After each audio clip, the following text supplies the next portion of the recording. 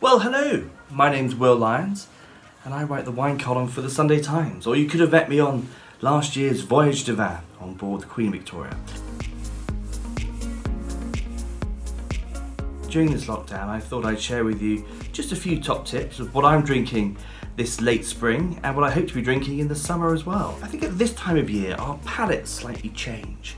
Out goes the big, heavy red wines that we always think about in front of the fire, and we naturally crave something with vitality, high acidity, and all those gorgeous aromatics that we think of at the beginning of spring. So our first tip is white port and tonic, a really nice alternative to gin and tonic. This is made from white port, which comes from the Douro Valley in the very far north of Portugal.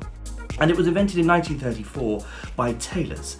Very easy to make, just get a huge cube of ice. And I like to put in about half an inch of white port, and then top up with some tonic water, a sprig of mint if you have some from the garden. Oh, and don't forget a slice of lemon. It's a lovely sundowner just to finish off the day and open up the evening. Well, what else have I been drinking? I've been drinking lots of things like Vinho Verde from Portugal, Muscadet from France, Picpoul de Pinet from the Languedoc. But actually this summer, I'm returning to a tried and trusted favourite. It's a Sauvignon Blanc from New Zealand. 2019 Cloudy Bay.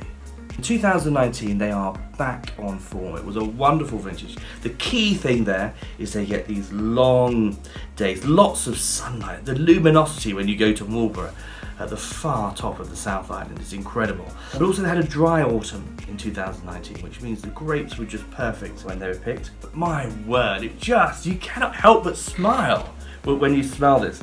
And it's like a jet stream of spring like a rain with gooseberry, passion fruit, sort of cut green pepper, and then you take a swirl. Wow, you get this enormous burst of lime that shoots around your mouth, and that's the wonderful thing about this wine. It can open up the evening as an aperitif, or you can have it with things like shellfish, shrimps, gravlax. It's a very versatile wine.